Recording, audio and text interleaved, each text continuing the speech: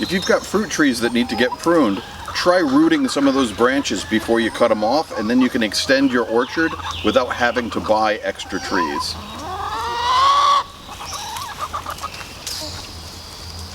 It's May, so I've already finished all of my pruning for the orchard, but I do have this apple tree, and I want to take the top off of it to start shaping it. It's in a kind of an awkward location. We have our wood shed over here, and it's kind of out of the way, but it's a great tree and it's super healthy.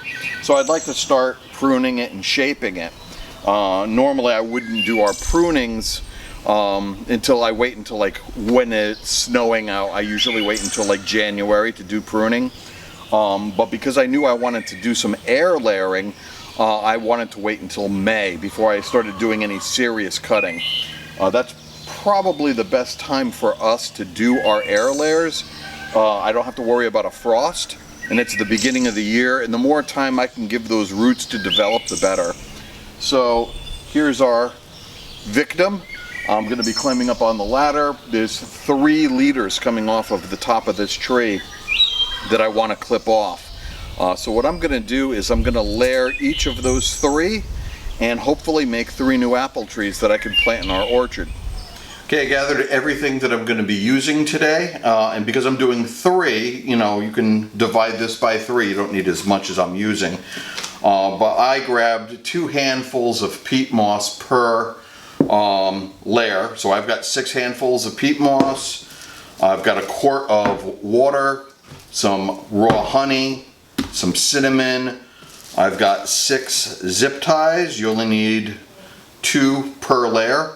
And I've got 3 large size sandwich type bags, just the regular tie top bags. I've got 3 of these, and you only need 1 of these per each one. And the way we're going to be doing this, oh, and I also have some aluminum foil. I'll save that for the end though. That's just to keep the light away from your cutting. What we'll be doing is mixing the honey, cinnamon, and water together just to make a artificial rooting compound. I'll be adding that to the peat moss. We'll mix it in and make sure it's the right wetness. You don't want it too wet, otherwise you can create like a root rot effect. You don't want it to be too dry because you don't want it to dry out over time. Enough to kind of stick together. Once we get that done, we'll go back out to the tree. I'm going to cut the bottom of the sandwich bag. This will slip over where we're going to be doing the air layer. I'm going to zip tie the bottom of it.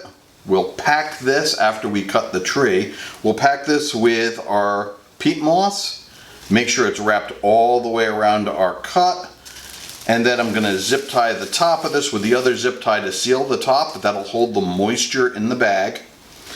And then I'm just going to rip off a piece of aluminum foil and wrap it around the whole thing, and that'll keep sunlight out of it. That way we don't have to worry about algae or anything else growing in here that's light sensitive. Once the light comes in, if there's moisture in here, it's going to grow stuff that may hinder or even ruin the process. So we're going to block light. You can use aluminum foil, you can use a dark piece of cloth. There's different things you can use. Just make sure that light doesn't get into the bag. Okay, but let's move forward. We'll make our peat mix. The reason we're using a peat moss and not like a seed start or a fertilizer is we don't want to fertilize where we're going to be growing these roots. The idea is the tree itself is going to push sap up. It's going to try to heal the cut that we've made, and it's going to give all the nutrients that the tree needs to root itself. If we add a fertilizer to our mix here, what we're going to do is promote other things to grow as well as the roots. It could help the roots, but it could also help bacteria and fungus and other things to grow within that bag. So we don't want to add any extra nutrients. So let's get this mixed up and then we'll get started. Alright, so I'm going to start by adding 1 tablespoon of cinnamon to our quart of water. And then I'm going to add 2 tablespoons of honey. So if you're not making a quart, you know, just size this appropriately. It's like a tablespoon per 2 cups. for the honey, and then you could do a couple teaspoons of the cinnamon per 2 cups. I'll give this a quick stir. I'm making a mess over here. I'll clean this up before. Okay, I'm just going to put a lid on this and shake it just to get that cinnamon incorporated. Okay, and then once we have this mixed up, this is what I'm going to use to wet our peat moss. Now, if your peat moss is already damp, or whatever medium you're using is damp, because you can use coconut fiber or anything that's like an inert media. If it's already damp, you probably don't need to add as much. Like I said, you don't want things to get too wet. So now I'm just going to add this in and kind of mix it by hand. I won't bore you with that, but I'll show you what it looks like when it's done, just so you see that it's not soupy wet and it's not overly dry. You should be able to pack this stuff like a snowball in your hand and have it hold its shape, but you shouldn't be able to squeeze out too much water. Okay, and once you have this mixed up, like I said, ooh, I'm making a mess. You should be able to form a wet ball, and it'll hold its shape. If I squeeze real hard, I can get a few drips out of it, but it's not drippy wet. That's pretty much the consistency you're looking for. You don't want it to be sloppy. If I pull all this aside and look at the bottom of the bowl, I don't have a puddle down there. Now, if you added a little too much water to your mix, not a problem. Pick it up, squeeze it, put it in a different container, and just keep doing that until you have it all transferred over. The little extra liquid that you may have left, go ahead and just dump that in your garden. You know, why waste it? But now that we have our dirt made up, we've got our bags, our zip ties, all we're gonna need is a sharp knife and go climb a tree, and we'll get those layers done, and we'll have to come back in a few months to check and see what things are like, but we'll get it started right now, so let's head outside. Okay, these are the 3 liters that we're going to be doing. They're all different sizes. Roughly, I don't want to do anything normally bigger than my thumb. So this one here is really cutting it close. This one is about where I would call max normally. And this one here is within a safe size. I'm going to try all 3. If it works, great. If it doesn't, I was going to cut all these branches off anyway, so no loss. Where I want to make my cut is just below where there's a leaf node or a branch coming out. So I want to cut just below that, and I'm going to wring the bark off of this about the size of 2 fingers. Now, if this was a much smaller branch that I was doing, it'll only have to be about as wide as 1 finger. So the first thing we're going to do is wring the tree all the way around. Go to about 2 fingers down, wring it all the way around. I'm going to make 1 cut, and then we're going to attempt to just peel off the bark down to what's called the cadmium layer. Then I'm going to scrape it right down to the hard wood, because I don't want it to heal itself. I want it to put roots out. So let's get started on the cuts, and we'll keep our fingers crossed that these all work out good. You want to make sure the knife that you're using is sharp and clean, because you don't want to introduce any bacteria to these cuts. But I'm just pressing fairly hard, and I'm cutting all the way, like I said, all the way down to the hardwood. We're not cutting so hard that we're going to cut the branch off, but you don't have to be afraid to push real hard and get this all the way down to, like I said, the hardwood. Okay. All right, with those cut all the way, I'm going to make 1 slit from top to bottom. And because it's spring and the sap is flowing, the bark should come off fairly easy. And just peel away.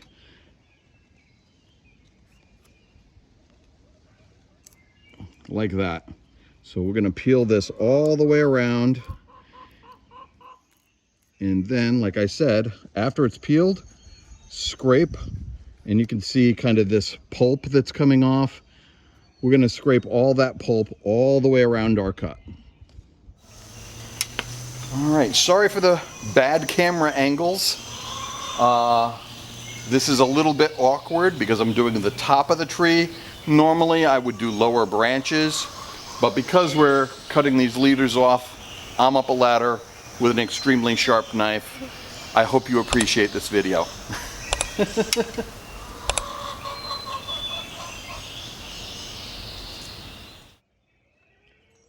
Okay, I've got all my rings cut, and unfortunately, because of the height of this tree and the lack of height on my ladder, I was unable to just slip the bag over the branch. So I cut the bag open, and I'm going to wrap it about 2 inches below where I made that cut.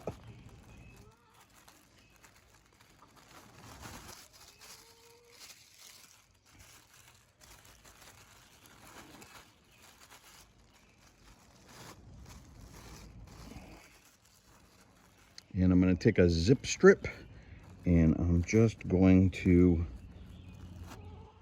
fasten this to the tree like that. Okay, and that's going to allow me to fill this pocket here with our peat moss mix and pack it all around our cut. And I want to go a little bit below and a little bit over with that peat moss. I want to make sure the entire wound that we made is going to be covered in our mix. As soon as I get that done, I'll be back to you. I'll do a little bit now, but just so I have at least one hand on the ladder, I'm going to have to do this off camera.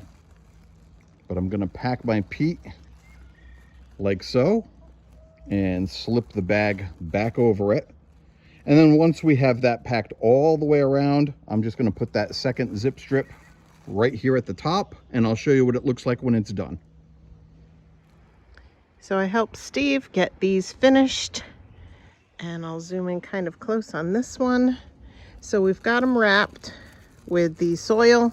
We're going to fold the extra plastic down over the top, and then the next step is going to be to get these wrapped in some aluminum foil, and I'll show you what they look like when they're done.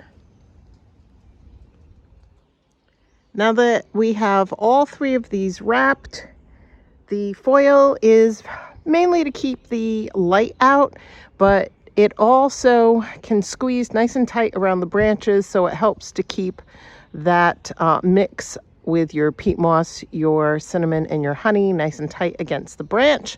So now it's a waiting game, and we'll probably give it until about mid-June, and then we'll come back and check on it. Okay guys, we're out at the apple tree. We did those air layers on, and you can see the leaves are starting to change. It's that time of the year. It's the end of September. So we checked it in June, and the soil was still nice and wet, and we didn't have any roots yet. We checked it again in August. Soil was still moist, so I wasn't really concerned with that. Still no signs of roots. I don't want it to go any further than the end of September though. So we're gonna get up there. Those are branches that were coming down anyway. I was gonna top this tree. So we're just gonna cut them down, and then we'll unwrap them and see if we got any roots. All right, let's take a look at the first one and see what we have going on. See if it worked. I'm just gonna cut our little zip ties off. Okay. Now we'll see what's going on the inside here. All right. All right, let's open this one here up.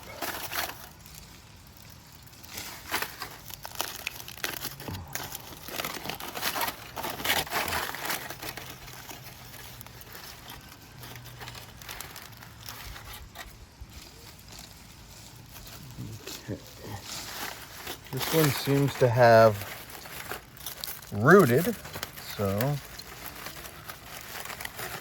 let's try to get my plastic off.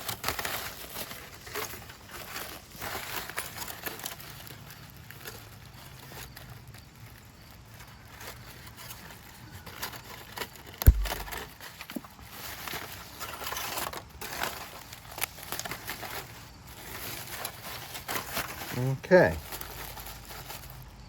and this one here looks like it rooted. It's got quite a few little roots on it.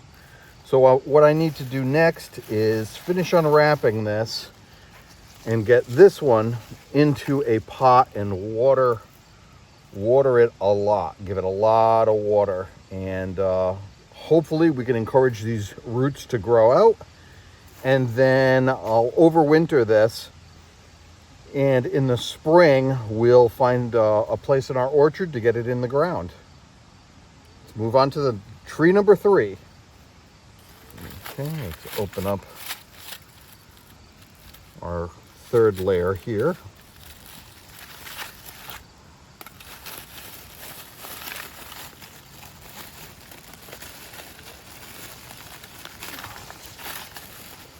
Okay, and this one also looks like we've got roots in here. Yeah, not as many as the last one, but it's definitely trying to put some roots out. So, even the one that doesn't look like it did anything, it looks like it may have tried to start with roots. I'm just going to get all 3 of these in pots. We're going to water the heck out of them, and hopefully we've got 3 more additions for our orchard that we didn't have to pay for.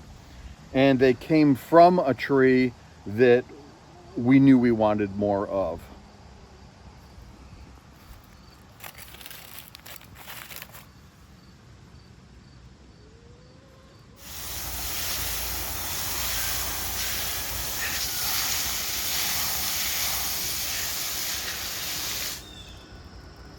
Okay, well, I've got everybody potted up. I have a little fenced in area here just to keep the deer away. But I've got our 3 apples. I put them against this fence here and tied them to the fence. That way they don't tip over if it gets windy. Because right now there's really not a whole lot supporting them in these pots. So fingers crossed we end up with 3 new apple trees. And a tree this size, typically at a nursery is going to cost you about $100, thereabouts. So if I could save myself $300 just to expand on our apple orchard, great.